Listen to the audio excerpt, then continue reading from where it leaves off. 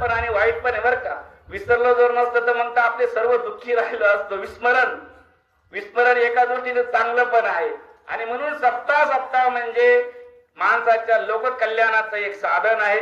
आणि सप्ताहाचे जर फायदे म्हणले तर फायदेच फायदे, तोटे जर म्हटले तर मला वाटतं एकही तोटा नाही.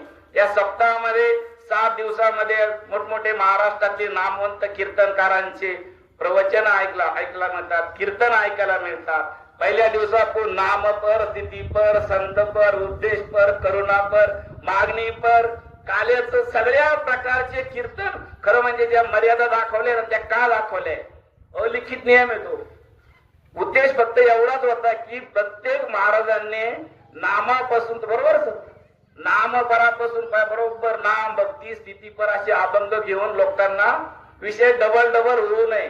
लिखित नियम नाही सर बर का, हा अलिखित नियम आहे. उद्देश फक्त एवढा आहे की सर्व म्हणजे देवाचं, जीवाचं, जगताचं ज्ञान प्राप्त व्हावं सर्वांना. फार जीवापासून देव काय, जीव काय, जगत काय, ब्रह्म काय, परमात्मा काय, भगवान काय, हे सर्व ज्ञान लोकांना मिळावं या उद्देशाने हा.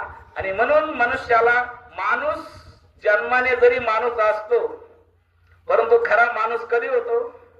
सरांनी एक ठिकाणी प्रवचनात बोलले होते की माणूस म्हणजे बाबा बोलले होते कुठेतरी की बाबांनी सांगितलं होतं आपल्या स्वामी यादवानंद महाराजांनी की माणूस म्हणजे काय. कधी मी न करी मत्सर, कधी